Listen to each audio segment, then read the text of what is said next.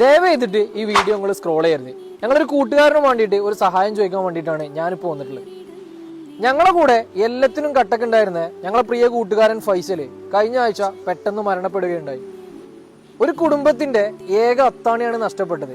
വീട്ടിലത്തെ സാമ്പത്തികമായിട്ടുള്ള അവസ്ഥ എന്ന് പറഞ്ഞു കഴിഞ്ഞാൽ വളരെ മോശമാണ്. നമ്മൾ ഹെൽപ്പ് ചെയ്തേ പറ്റുള്ളൂ.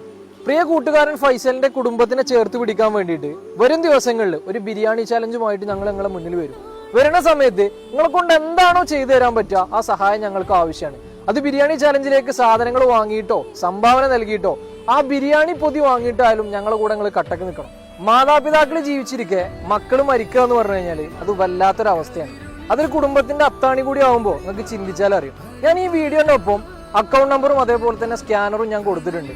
എന്താണോ നിങ്ങളെ കൊണ്ട് ചെയ്യാൻ പറ്റുക അത് ചെറിയ സഹായമാണെങ്കിലും നിങ്ങളൊന്ന് ഹെൽപ്പ് ചെയ്യും. Thank you.